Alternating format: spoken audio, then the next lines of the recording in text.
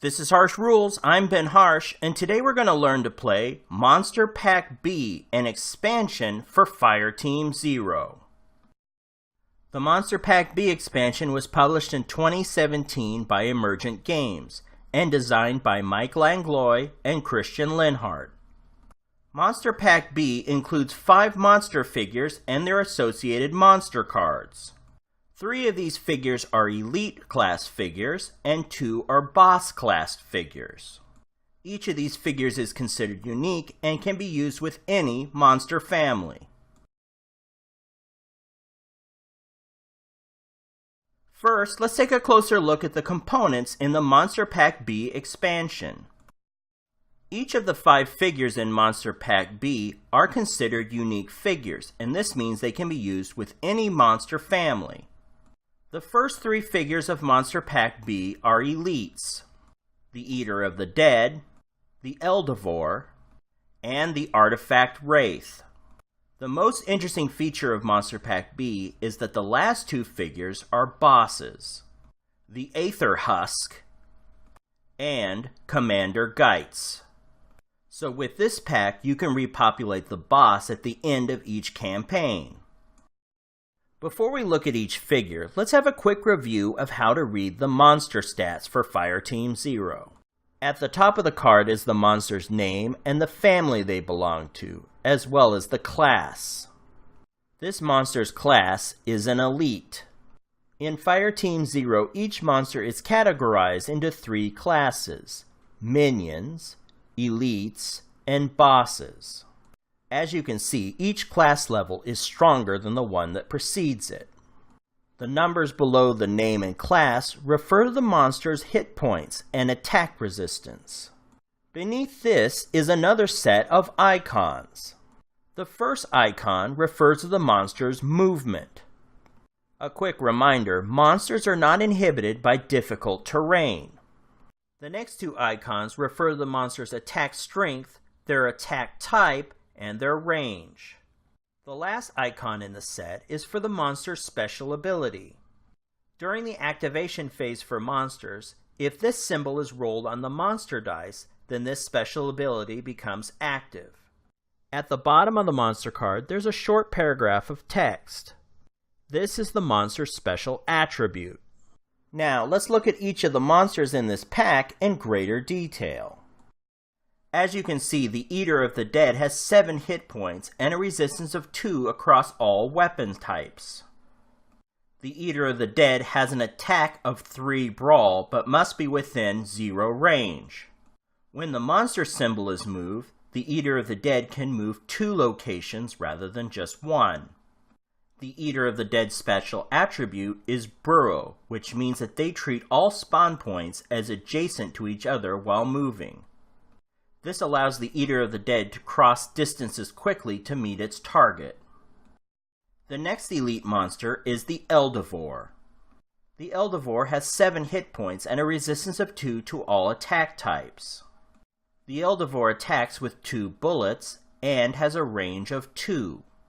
When the monster symbol is rolled, the ELDIVORE can move 3 locations. The ELDIVORE's special attribute is Soul Capture. Any hero knocked down by an ELDIVORE cannot get up until the ELDIVORE is killed. Therefore, if you're attacking an ELDIVORE, you want to make sure you have backup. Like other elites, the Artifact WRAITH has 7 hit points, but has an uneven resistance: 3 brawl, 1 bullet, and 1 bomb. The Artifact WRAITH attacks with 3 bullets at a range of 0. If the monster symbol is rolled, move all adjacent heroes to the Artifact WRAITH's location after resolving its attack, if any. Finally, the Artifact WRAITH's special attribute is Robe of Souls. If a hero ends their turn in an Artifact WRAITH's location, it immediately performs a 2 brawl attack against them. The first unique boss in Monster Pack B is the AETHER HUSK. The AETHER HUSK has 9 hit points and a resistance of 4 against all weapon types. The AETHER HUSK also has 1 power token per hero. The more power tokens in play, the more times the heroes must reduce the AETHER HUSK to 0 to remove a power token. The Aether Husk has an attack of 3 Brawl with a range of 1. When the monster symbol is rolled, the Aether Husk's attack becomes 2 Bomb with a range of 1 and affects all heroes within range 1 of its location. The Aether Husk's special attribute is Phase Shift. With Phase Shift, if a blank is rolled when activating the Aether Husk, it is immune to damage until its next activation. This gives the Aether Husk limited invulnerability, so you must plan your attacks carefully. The final unique boss in Monster Pack B is Commander GEITZ. Commander GEITZ has 9 hit points and a resistance of 4 to all attack types. This boss also gains 1 power token per hero in the game. Commander GEITZ has a 3 Brawl attack with a range of 0. When the monster symbol is rolled, the attack becomes 2 Bomb with a range of 1.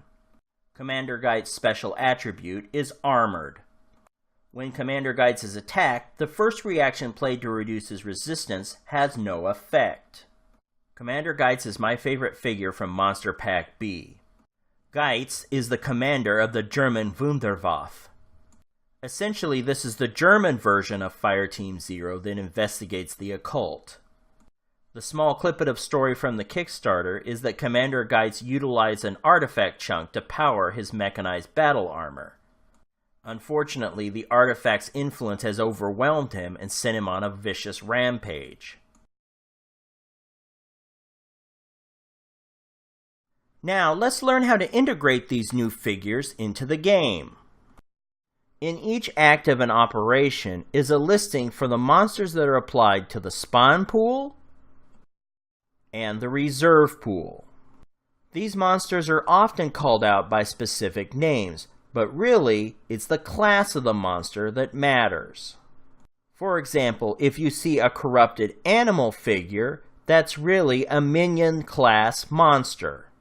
Therefore, those monsters listed in the spawn pool or the reserve pool can be traded out for a monster of equal class in one of the monster packs. However, it is recommended that you trade out monsters from the same family, especially in story-based operations that feature that monster family. Next, we're going to look at monster assignments for each operation. First, let's look at the core game. Operation 1, Typhon's Children.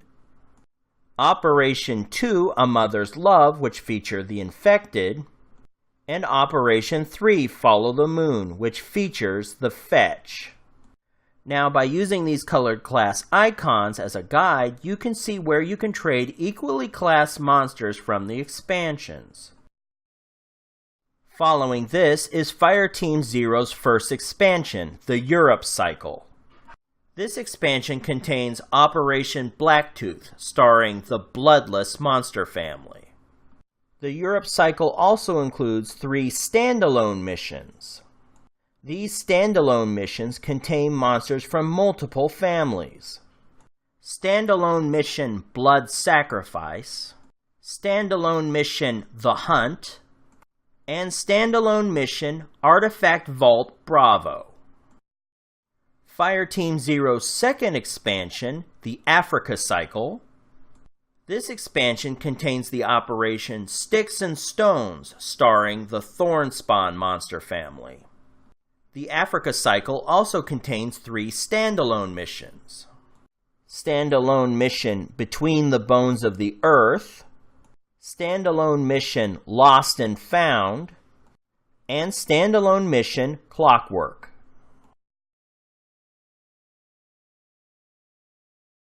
Next, we're going to take a look at the expansions by monster family. This way you can see which expansions you need to flesh out your monster families, and which figures can be used for those families in missions that call for them. First, let's look at Typhon's Children. For missions that call for the Typhon's Children family, you'll find most of the figures in the core set. Monster Pack A has an Elite, Daughter of Typhon. Monster Pack B has 5 figures that can be used for any monster family and are considered unique monsters. Finally, if you have the stretch goals for the Kickstarter, you have access to an additional minion, the Malignant Vermin, and an elite, the Infected Soldier. Next is the Infested monster family. Once again, the majority of these figures can be acquired with the core set.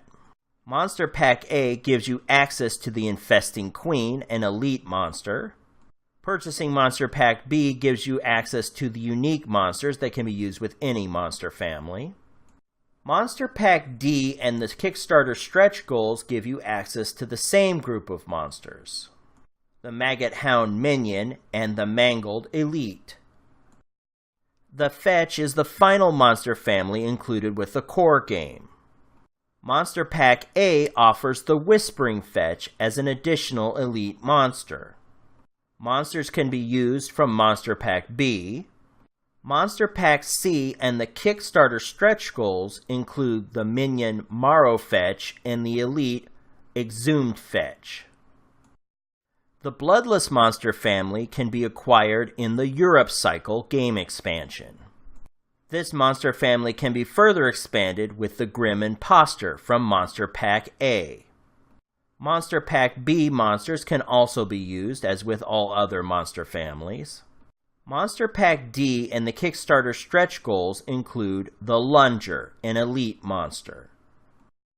Fireteam Zero's second expansion, the Africa Cycle, introduces the Thornspawn monster family. Players can add to this monster family with Monster Pack A, with the elite monster, the Flincing Tree. Monster Pack B includes the unique monsters that can be used with every family. Monster Pack D includes the Splinter Fiend, an elite monster. The Kickstarter stretch goals give access to a Splinter Fiend elite monster and a Thornspawn elite monster. Finally, let's take a closer look at Monster Pack B.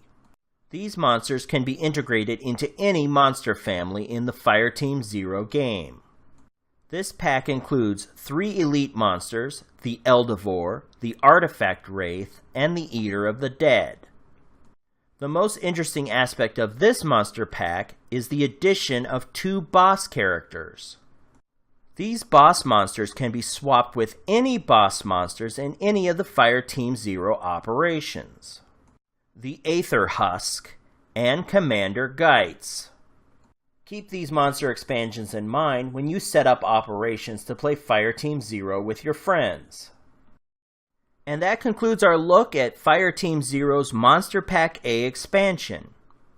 Questions about this game, requests for future Harsh Rules game tutorials, and constructive feedback are all greatly appreciated. Drop a line in the comments section. To be the first notified when this episode and any Harsh Rules episode is placed online, please subscribe to this channel. Until then, I'm Ben Harsh for Harsh Rules. Thank you so much for watching, and I'll see you on the next episode.